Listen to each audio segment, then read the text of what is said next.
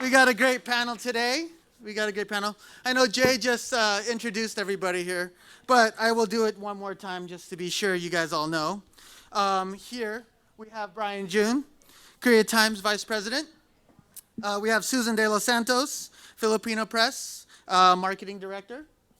We have Jaideep Janakaram. Did I do it? I got it. All right. Senior VP International Business. We also have we have Danny Wong, Skylink, GM Skylink TV.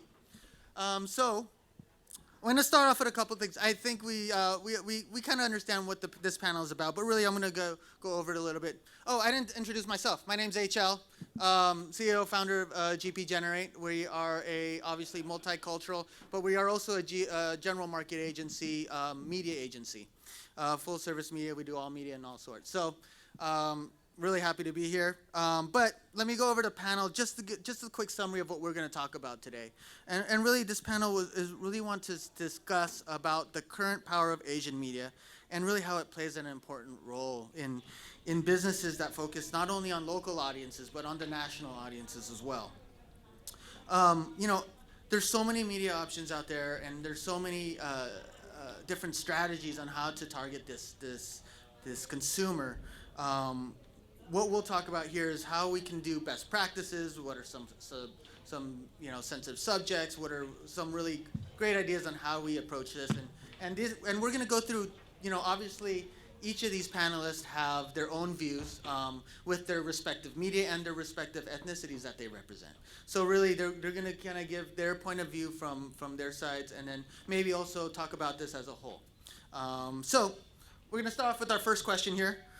Being that the Asian population in the U.S. is definitely growing exponentially, fastest growing, obviously, ethnic group in the United States year over year, how has that affected the media landscape, right? We got all of these people coming in. How is that going to change what we do, how we talk to them, and what publishers and networks are going to provide for that audience? And we'll go down the list here. This one we'll start with you, Brian.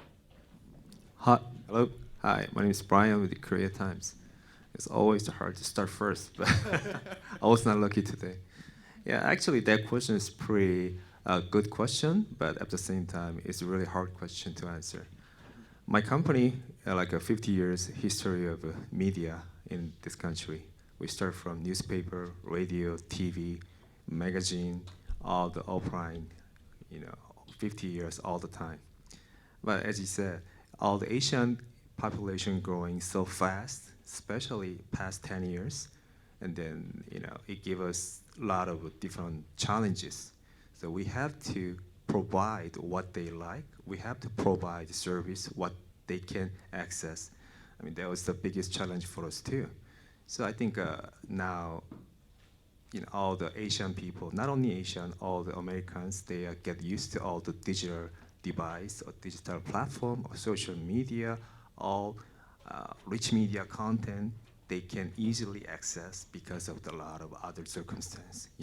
Smartphone is very popular among everybody, not only Asian.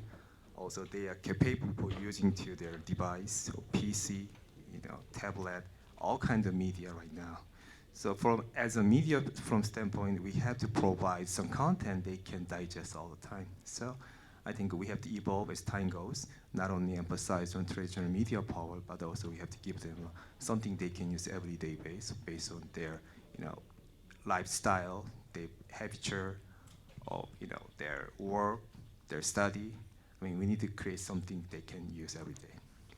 And I think that's really great because, as we've heard in the past couple of panels that, there's so many options that they have throughout the day, and being able to create content and being able to communicate them throughout the day on an hour-by-hour basis through all the medias that they use throughout the day is really ideal.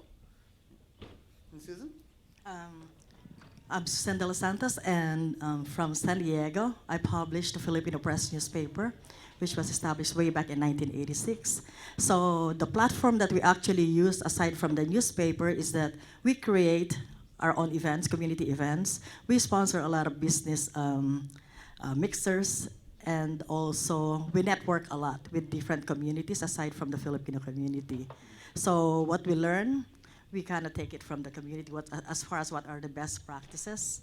And also as far as we also know that a good number of our population are also foreign born, and me being an immigrant myself can relate and provide some some directions and identify resources for the consumers in our community. That's great. Jay? Thank you, Rachel.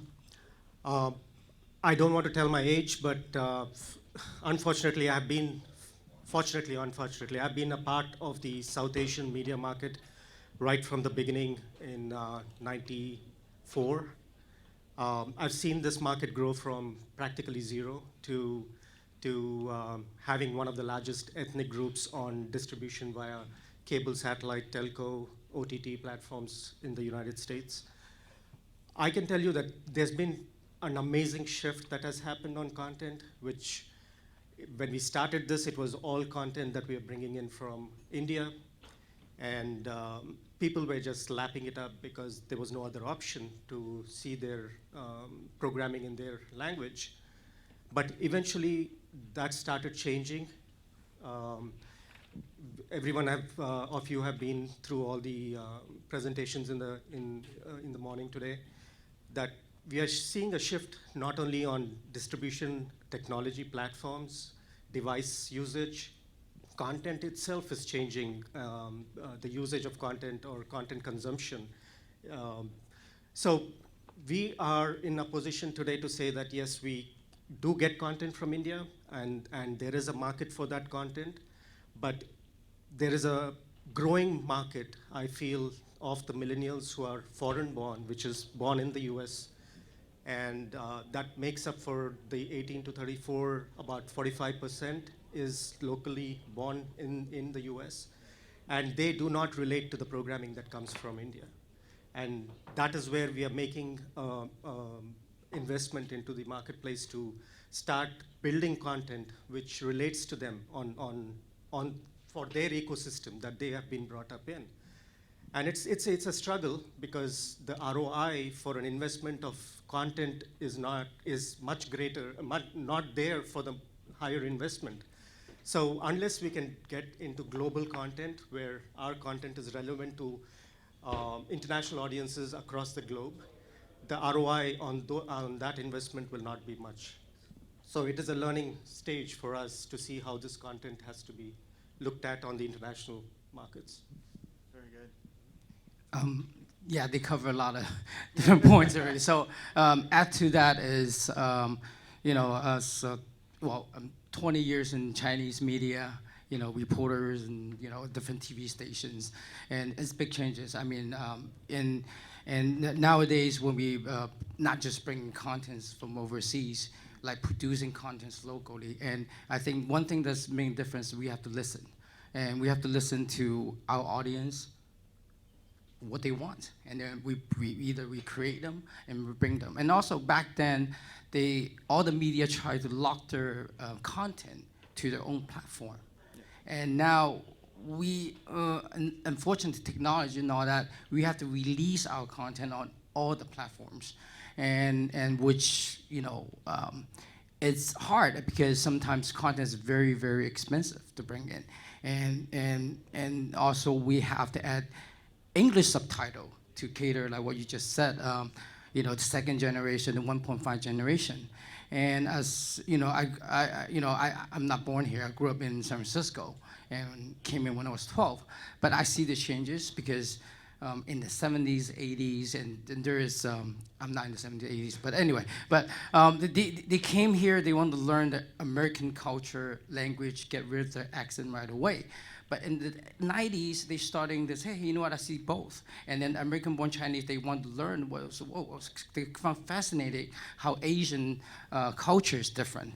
And now I see my friends' kids, it's like 2, 3 years old, they force them to watch in-language cartoon at home, and they cannot speak English at home to basically grow, because they know that when they grow up, they can learn English so well anyway. So it's changing. So we listen to them, and then we change our content constantly, and that's what we have to do.